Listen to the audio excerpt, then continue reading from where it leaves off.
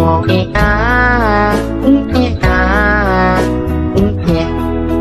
been a really, really messed up week.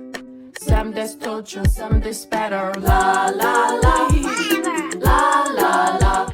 Tapi aku akan menceritakan dua kisah sekaligus ya. Cerita pertama adalah pengalaman Wawa kita ketika menjalani layanan home care ke rumah seorang ibu hamil. Terus cerita kedua tentang pengalaman omnya Wawa yang sama sekali tidak tertarik untuk menjalin hubungan dengan seorang wanita. Hai, wassalamualaikum warahmatullahi wabarakatuh. Terima kasih sudah klik video ini. Oke, jadi di malam Jumat ini seperti biasa aku akan membawakan kembali kisah horor Wawa part 166. Dan khusus malam ini aku nggak cuma nyeritain satu kisah aja, Wak, tapi aku akan menceritakan dua kisah sekaligus ya. Cerita pertama adalah pengalaman Wawa kita ketika menjalani layanan home care ke rumah seorang ibu hamil yang mengalami sebuah kondisi yang sangat tidak biasa akan melahirkan. Terus cerita kedua tentang pengalaman omnya Wawa yang sama sekali tidak tertarik untuk menjalin hubungan dengan seorang wanita. Dan setelah diusut punya usut, Wak, ketidaktertarikan itu ternyata ada hubungannya dengan benda antik yang si om ini simpan di dalam lemarinya. Nah, penasaran dengan kisah selengkapnya? Jadi tanpa berlama-lama kita langsung masuk aja ke ceritanya ya. Check it out. Tapi tunggu sebentar, Wak. Sebelum aku masuk ke kisahnya, aku mau sampaikan satu informasi penting nih buat Wawa kesayangan aku semua. Karena di sini aku pengen makin deket dan sharing lebih banyak dengan kalian. Aku mau mengundang kalian untuk bergabung di YouTube membership Nadia Omara. Dengan menjadi YouTube memberku setiap bulannya, Wak, kalian akan mendapatkan pertama, tambahan satu konten eksklusif dengan experience baru yang tidak biasa. Terus ada kalanya juga nih, konten eksklusif ini bisa menjadi tempat aku dan tim bisa lebih bebas berekspresi lagi, tanda kutip, dan juga menyampaikan informasi detail yang tidak bisa kami sampaikan di konten-konten biasanya. Dan selain itu kalian juga akan mendapatkan badges khusus di samping nama akun YouTube kalian. Dan juga nantinya kalian bisa saling komen dengan berbagai emoji khusus khas Nadia Omara Channel. Tapi ini nggak ada paksaan, Wak, ya, buat kalian yang mau-mau aja. Cara bergabungnya juga gampang sekali, Wak. Kalian tinggal langsung masuk ke halaman channel YouTube Nadia Omara, lalu klik tombol join atau gabung. Dan kalau sudah, kalian tinggal langsung melakukan pembayaran melalui dompet digital yang kalian punya. Udah selesai. Selamat bergabung dan selamat menikmati konten eksklusif dari kami di YouTube membership Nadia Omara. Kita tunggu kalian di room members only ya.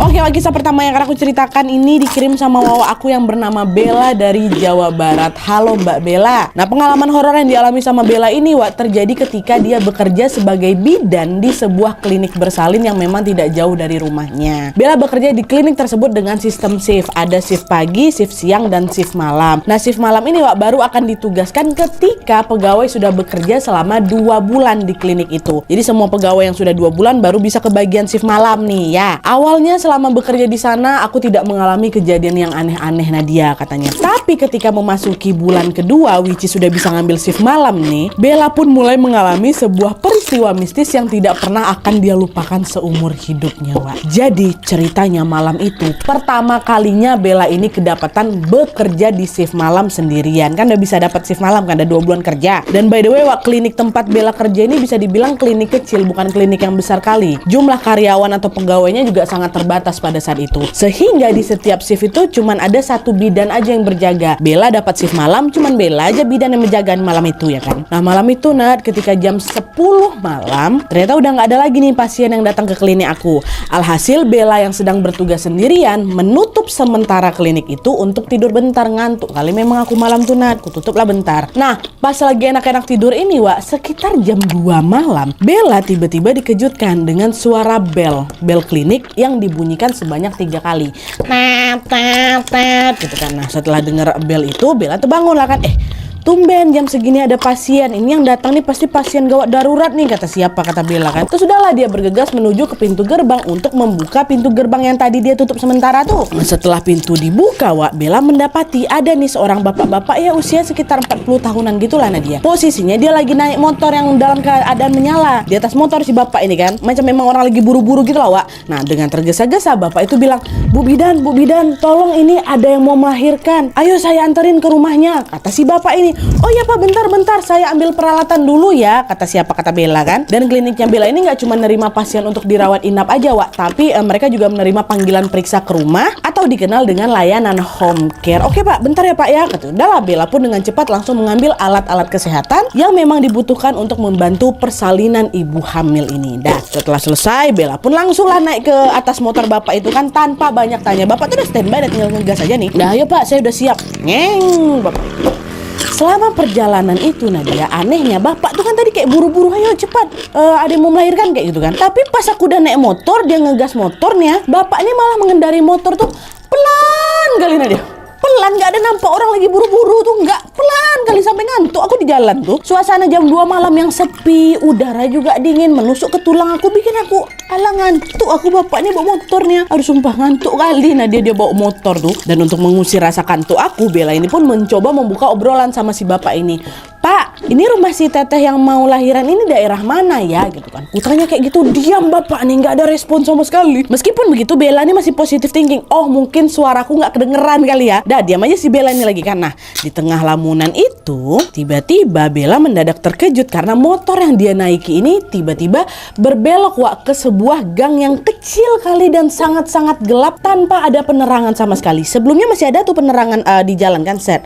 Habis itu dia belok dia. Nah, waktu belok nih gelap kali. Samar-samar Bella melihat kalau jalan yang mereka lalui ini adalah sebuah jalanan turunan, di mana kanan kiri jalan itu berupa kebun dan juga kolam ikan. Sama sekali nggak ada perumahan warga. Nah, sempat khawatir juga Bella kan, ini aku dibawa ke jalan yang salah sama bapak nih nggak? Ngapain lewat jalan tikus kayak gini? Dah agak deg-degan, takut dia papain Wak. Dan untuk mengusir rasa khawatirnya, Bella nanya lagi lah ke si bapak ini.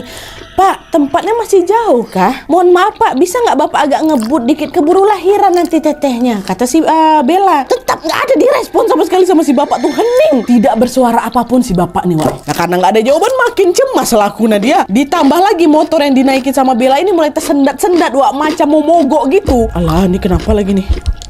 Nggak betul, dibaca-baca doa aja si Bella nih. Bella tuh nggak mikir yang horor-horor Wak. Bella takut ini orang nih kalau aku dia papain macam mana gitu kan. Nah di saat yang bersamaan Wak, Bella nengok lagi nih ke kiri kanannya. Ternyata udah bukan kebun sama kolam ikan lagi Wak, tapi sebuah pemakaman yang dipenuhi sama pepohonan bambu. Mendapati pemandangan itu, Bella langsung refleks teriak, astagfirullahaladzim Pak, ini di mana nih Pak? Masih jauh nggak ini tempatnya? Kok dari tadi kita nggak sampai-sampai? Bapak juga kenapa bawa motornya pelan kali? Yang betul lah Pak, jawab pertanyaan saya Pak. Katanya bapak ini diam aja tuh, dia diam.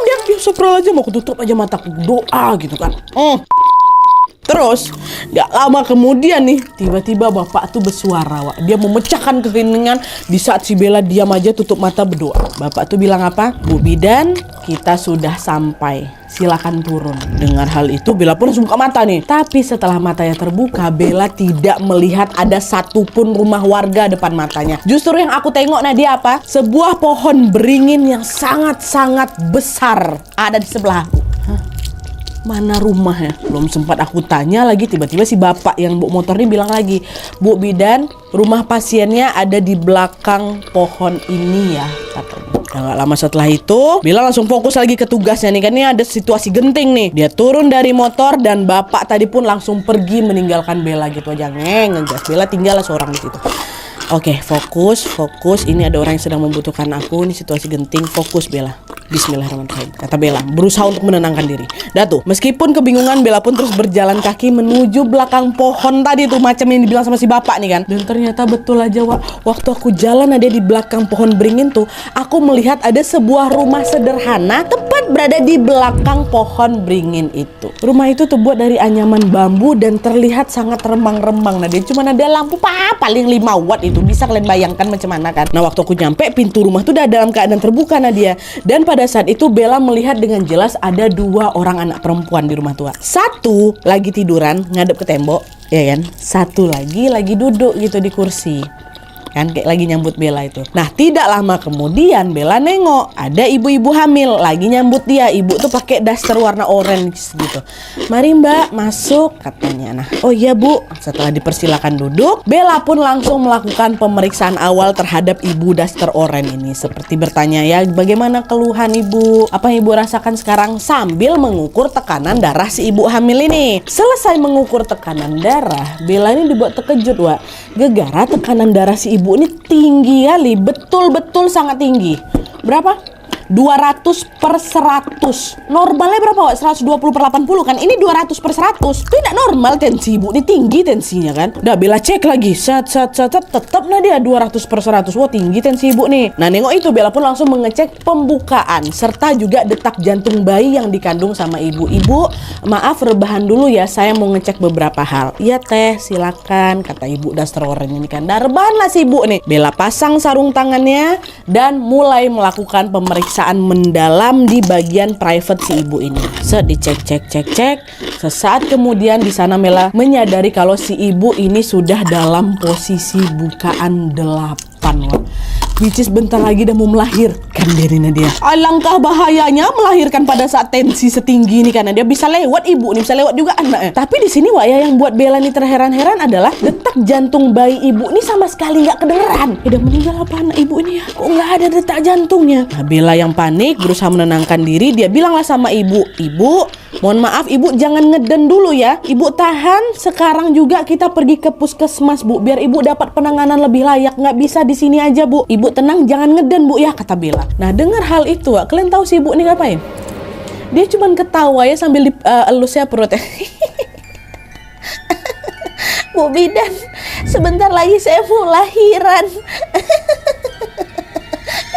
Kata ibu tuh, di situ aku belum mikir aneh-aneh ya, nanti aku panik. Ibu ini bisa lewat nih, tensinya tinggi udah bukan 8. Tapi kayak gitu ibu nih, Wak. Malah yang ada aku geram nengok respon ibu tuh ngomong kayak gitu. Kok dia tenang aja malah ketawa-ketawa. "Bu, ayo bu ya, kita sekarang pergi ke puskesmas. Saya nggak bisa nolongin ibu sendirian di sini. Soalnya alat yang saya bawa juga terbatas. Ibu ikuti perkataan saya, kita pergi ke puskesmas," kata Bella, ngulangin lagi tuh. Tapi entah kenapa Wak, waktu dia yang kedua kalinya nih, ibu tuh kan pertama ketawa kan, dia tiba-tiba langsung diam gitu dia nggak jawab apapun kata si Bella. "Wak, bu, ayo bu, pergi kita bu." Tetap diam dia kan. Nah, karena nggak ada jawaban, Bella nanya lagi, "Ibu, gini deh, saya boleh lihat nggak itu buku pink ibu, buku pemeriksaan kehamilan gitu kan? Mana bu? Saya mau cek dulu. Saya mau cek riwayat kehamilan ibu," kata Bella. "Nggak ada bu bidan, saya nggak pernah ngecek." Nggak pernah. "Hah, ibu nggak pernah ngecek?" Dan tepat ketika dia ngomong kayak gitu, Nadia Bella pun langsung mengemas barang-barangnya sambil menjelaskan kalau, "Bu, ibu harus segera dirujuk ke puskesmas terdekat. Ini situasinya genting, tensi ibu tinggi. Nanti terjadi apa-apa sama ibu dan bayi ya, ibu dengar saya." Nggak juga dia respon sama dia tuh, Nadia diam dia lagi kan. Terus kemudian muncullah suami si ibu ini, Wak, dari dalam kamar mereka. Nah, nengok itu Bella langsung bilang juga ke si bapak ini, Pak, dengar saya Pak ya, istrinya harus segera dibawa ke puskesmas. Bapak punya motor kan? Ayo kita ke sana secepatnya sekarang juga Pak." Sama juga macam si ibu, Wak, respon si suami ini datar. Dia bilang apa? "Terima kasih Bu Bidan sudah membantu periksa istri saya." Tapi dia ngomong ini sambil jalan ke pintu, Wak. "Terima kasih ya, hati-hati di jalan Bu." Si bapak ini mengarahkan Bella keluar rumah, Wak. Aku langsung keluar lah Nadia. Dia ngomong kayak gitu kan, set keluar langsung ditutup pintu tuh depan muka aku. "Trat," kata si bapak nih. "Apa nggak melongok sih?" Bilang, "Loh, ini aku diusir ceritanya nih. Istrinya udah mau melahirkan sebentar lagi nih, ha." Diketok-ketok sama Bella kan, Bapak buka dulu Pak pintunya. "Halo Pak, Ibu permisi," katanya. Terus kalian tahu nggak, lama kemudian terdengar suara klakson sepeda motor, Wak. Yang tidak lain tidak bukan siapa? Si bapak penjemput tadi. "Tet," kata dia. "Bu Bidan, ayo." Katanya, bapaknya lagi. Betul diusir aku, Bah." "Ya udahlah," gitu kata si Bella, Wak. Bingung lah dia. Meskipun dia keheranan dengan perilaku pasien yang mau nggak mau udah digitukan kan, Bella pun berjalan lah menuju ke arah si bapak itu dan naik ke atas motornya. Ya udahlah, kalau memang ini mau mereka. Aku udah coba ngomong berapa kali tuh. Aku udah ngomong juga sama suaminya, diusir aku yang ada. Dan naiklah Bella dari atas motor tuh, mau pulang deh nih, Wak. Sepanjang jalan aku hanya memikirkan kejadian ganjil yang baru saja aku alami. Tuh fungsi manggil aku nih apa nih? Aku loh baru ngecek kayak gitu aja, situasi juga lagi genting. Kenapa mereka nggak mau dibawa ke puskesmas? Diusir pula aku. Gimana nanti nasib ibu sama anaknya tadi ya? Kata si Bella kan. Nah, di tengah lamunan itu, Wak, tiba-tiba Bella mendadak dikejutkan dengan suara si bapak yang di depan yang biasa diam aja itu kan. Tiba-tiba ketawa deh. "Bu Bidan bingung ya." Katanya gitu. Aduh, merinding. Soalnya dia bisa baca pikirannya siapa ini Bella, dan soalnya dia tahu apa yang sebenarnya terjadi, Wak. "Bu Bidan bingung ya," katanya. Denger itu gantian aku yang ngediamin dia, Nadia. Karena memang posisinya pada saat itu Bella ini masih kepikiran sama nasib ibu hamil tadi, Wak. Dan sesaat setelah beberapa meter si bapak ini ngegas, Bella nengoklah ke belakang kan untuk memastikan di mana nih rumahnya, dengan maksud besok aku mau melaporkan ke klinik dan juga ke bidan desa yang lain supaya ibu ini langsung ditangani. Tapi kalian tahu, Waktu si Bella putar kepala mau nengok di mana letak rumah ibu ini, Wak, Bella dibuat terkejut karena pohon beringin yang tadi dia tengok tuh tiba-tiba hilang. Yang Bella lihat hanya hamparan kebun singkong yang sangat-sangat luas sekali. Wah, jangankan rumah ibu tuh, pohon beringin yang sebesar hohah tadi yang udah nggak ada lagi dong. Kemana nih? Hah? Mana pohon beringin sebesar tuh? Menyadari kejanggalan itu, Bella pun langsung memejamkan matanya sambil berdoa dalam hati, ya Allah ya Robbi, niat saya hanya untuk menolong, tolong selamatkan saya, sampaikan saya ke tujuan dengan selamat ya Allah. Kata Bella kan tutup mata, ya Allah tolong aku, tolong aku. Dan kalian tahu, setelah membacakan doa itu secara tiba-tiba, aduh merinding, motor yang Bella naikin itu berhenti.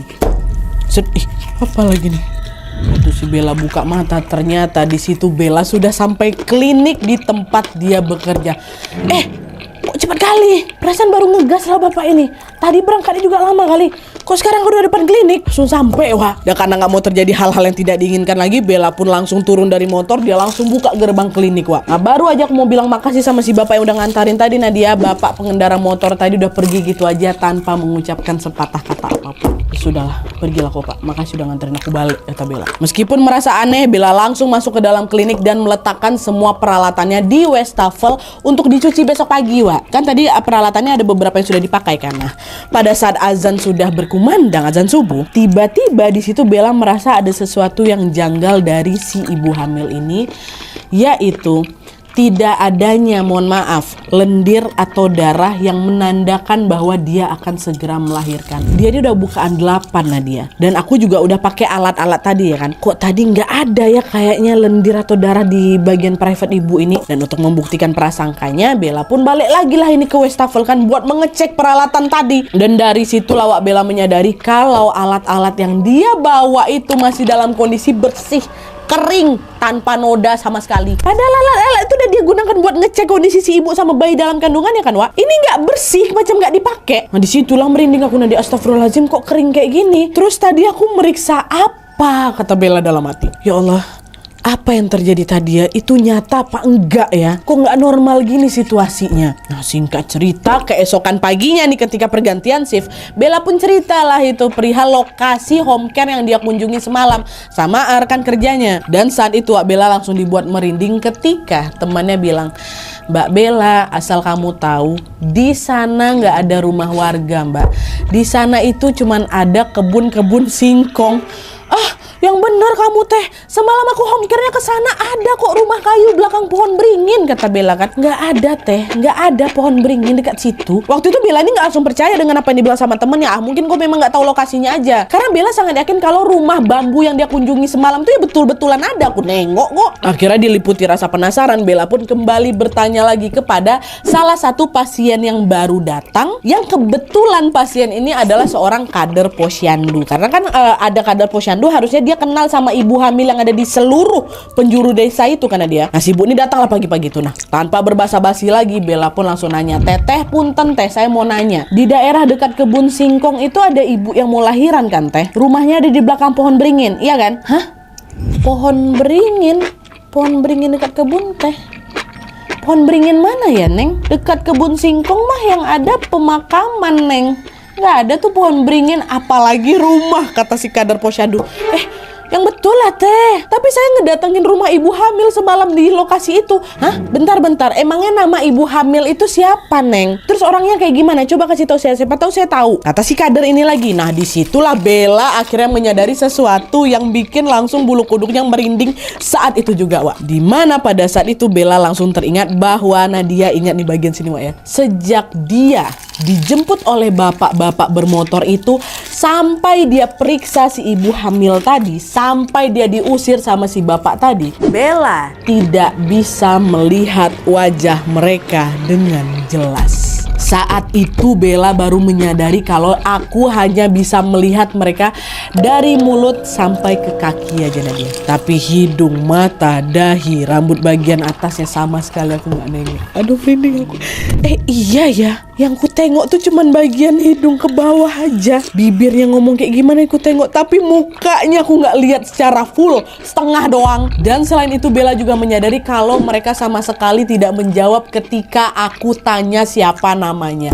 Sempet ku tanya siapa nama ibu, nggak dijawab sama si ibu tuh. Wah, apa nggak langsung merinding aku di situ, Nat? Karena masih penasaran juga nih. Singkat cerita, sepulang kerja Bella pun langsung menuju ke lokasi yang dia datangi semalam. Wah, dia pun nanya lah kan kepada semua warga di daerah itu, tapi sayangnya jawaban mereka semua tetap sama. Neng, tidak ada pohon besar seperti yang kamu sebutkan. Dengan demikian, si pasien ibu hamil, suaminya, 2 anak perempuannya, dan juga si bapak pengendara motor tadi adalah makhluk gaib, wae. Ya astagfirullahaladzim. Barulah setelah aku menyadari itu, Nadia, aku shock, lemas aku langsung, merinding aku sebadan-badan, bahkan Bella sampai jatuh sakit, wak, dilanda shock berat akibat kejadian tuh. Ya iyalah, aku jadi Bella juga pasti trauma berat, dijemput sama hantu, lihat anak-anak hantu, lihat hantu lagi hamil, sempat periksa area private-nya hantu tuh, diusir sama bapaknya hantu, megang. Astagfirullahaladzim, macam mana gak trauma Bella, wak? Untung selamat Bella kan, Masya Allah.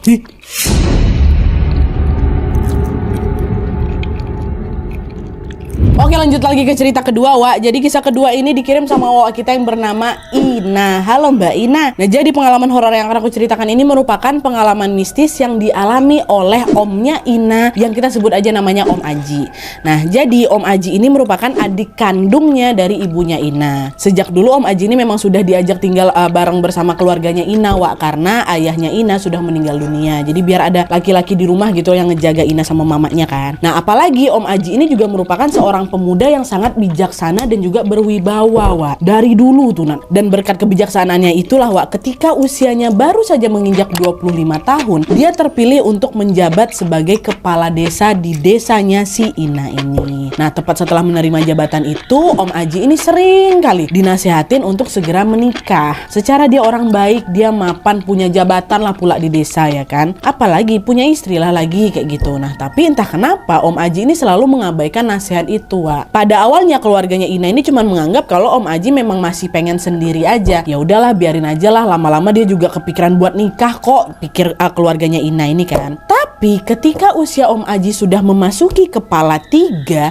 dia belum juga menunjukkan tanda-tanda mau menikah, Wak. Jangankan nikah, nah dia bawa pacarnya ke rumahnya, nggak pernah deket sama perempuan lain aja, nggak pernah sih apa si Om ini. Nah, ibunya Ina, which is kakaknya si Om, yang notice akan hal itu pun langsung negur lah, Dek, kamu tuh nggak pengen nikah po, makin lama kamu nih makin tua, masa nggak ada satupun perempuan yang kamu taksir? Banyak juga loh perempuan-perempuan desa ini yang aku tahu ngedeketin kamu, masa nggak ada juga yang nyantol di hati kamu gitu. Nah, waktu ditegur sama mamanya Ina ini kesinggung Om Aji, wah, marah dia, Nat. Dia bilang, apa sih Mbak, udahlah nggak usah ngurusin urusan pribadiku, mau aku nikah apa enggak ya itu bukan urusanmu, kata dia gitu. Marah dia depan aku tuh, ha. Dan tau kan, Nat, setelah dibentaknya mama aku kayak gitu, Om Aji ini mendiamkan keluarganya Ina ini selama berbulan-bulan lamanya, saking tersinggung kali di situ, Wak. Dan di sisi lain, sejak saat itu ibunya Ina dan seluruh keluarga besarnya Ina pun jadi enggan lah untuk menyinggung tentang pernikahan lagi kepada Om Aji, takut Om Aji ngamuk lagi nih. Pada saat itu mereka semua beranggapan kalau Om Aji mungkin pernah trauma karena pernah disakiti sama perempuan, kita aja yang nggak tahu. Tapi ada juga nih yang berpikir kalau Om Aji ini belum siap untuk berkomitmen jangka panjang aja lah gitu kan. Nah,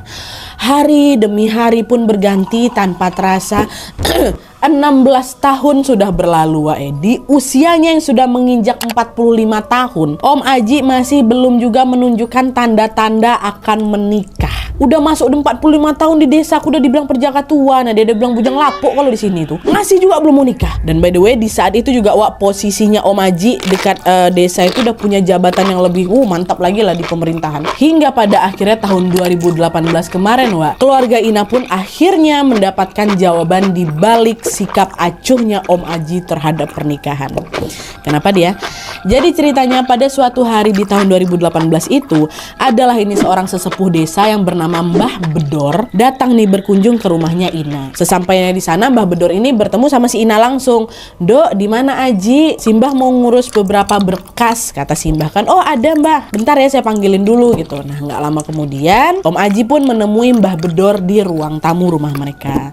Di saat itu Nadia, aku bisa mendengar dengan jelas kalau awalnya Mbah Bedor ini memang ngajak Om Aji ini ngobrol soal berkas-berkas gitu. Tapi lama-kelamaan topiknya berganti ke masalah Om Aji yang tidak mau menikah. Mbah Bedor nanya, kenapa kamu gak mau nikah, Le? Punya istri tuh enak loh, ada yang ngurusin kamu. Nanti kalau kamu ngeliat anak istri, kamu akan lebih semangat lagi dalam mencari kerja, kata Mbah Bedor. Tapi setelah mendengar nasihat Mbah Bedor, Om Aji gak langsung marah tuh. Dia diam aja, gak ada dijawabnya pertanyaan Simbah kan. Diam aja. Meskipun gak ada respon, Mbah Bedor tetap tuh menyinggung lagi soal pernikahan.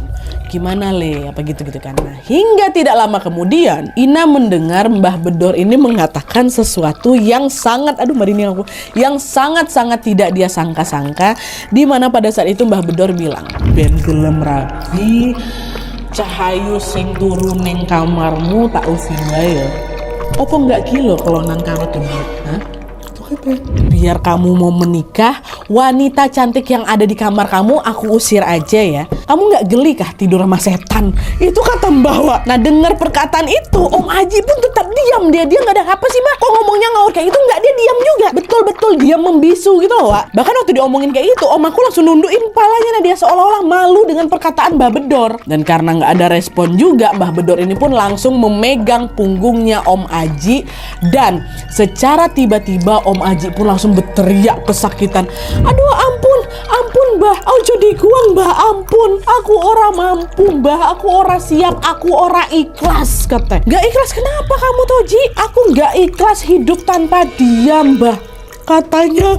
Oh jadi kamu lebih seneng kayak gini? Wah ya pantas kamu naksir. Lah wong perempuan ki cantik, baunya wangi melebihi bunga 7 rupa, kata Mbah. Nah di saat yang bersamaan Ina sama ibunya langsung menuju ke ruang tamu juga Wak, karena kan lumayan heboh tuh. Ada apa tuh Mbah? Adik saya diapain ini kok teriak-teriak, kata mamanya Ina kan. Dengan tenang Mbah Bedor langsung jawab, aku datang kemari itu bukan untuk ngurus berkas ini. Aku datang ke sini untuk ketemu sama ajinya langsung, karena aku udah lama ngelihat dia ini diikutin sama seorang wanita. Kemana saja dia pergi pasti wanita ini selalu ada dekat dia. Kemana aja ya, bahkan ke kamar mandi juga dia ikut. Wanita siapa tuh Mbah? Wong di rumah ini cuma ada saya sama Ina aja kok, gak ada orang lain, kata si ibunya Ina kan. Keheranan lah ibunya. Nah disitu lah Mbak Bedor pun bercerita kalau Bu, Om Aji ini diikuti oleh sesosok makhluk halus yang sangat-sangat cantik bernama Centini.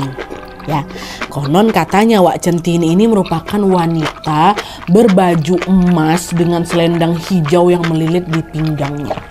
Dan dia memakai riasan adat Jawa, nah dia di mana rambutnya disanggul rapi serta di dahinya ini ada paes, lukisan tinta hitam khas pengantin tuh ada di dahinya, yang membuat dia tampak lebih sangat menawan lagi. Dan ternyata Centini ini merupakan penghuni keris antik yang dibeli sama Om Aji belasan tahun yang lalu. Nah, Mbah Bedor juga bilang Wak, kalau ternyata Centini ini juga sudah lama jatuh cinta sama Om Aji. Makanya di situ Centini sengaja mengaburkan hatinya Om Aji agar dia tidak memandang wanita lain selain ke Centini. Dan di sisi lain Wak, Om Aji ini juga perlahan-lahan juga terbuai nih sama kecantikan Centini, sehingga dia ini nggak bisa lepas dari Centini. Dia sampai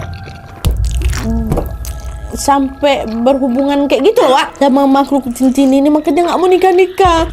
Setelah menjelaskan panjang lebar, Mbah Bedor pun kembali menegur Om Aji. Aji, aku tahu dia ini cantik, dia wangi, dia rupawan, sampai-sampai kamu juga nggak bisa kan ngelupain dia. Aku tahu kok setiap malam kamu juga gaulin dia kan. Tapi ingat Aji, ini salah. Kenikmatan yang kamu rasakan ini cuma sementara. Kamu bakal terus ngerasa dadamu sesek loh selama kamu masih sama dia, kata Mbah. Dengar itu ibunya Ina juga langsung negur lah, ya Allah dek kok bisa-bisanya kamu ini mau tertipu sama tipu daya makhluk gaib. Sudahlah, usir saja dia. Iya Ji, kamu harus tahu kalau manusia itu lebih murni cintanya. Sudahlah, tinggalkan saja wanita itu. Insya Allah Mbah akan bantu, kata si Mbah. Tapi kalian tahu di situ Om Aji bilang apa? Enggak Mbah, saya belum siap ninggalin dia. Saya nggak ikhlas. Saya nggak mau. Terserah kalian mau ngomong apa.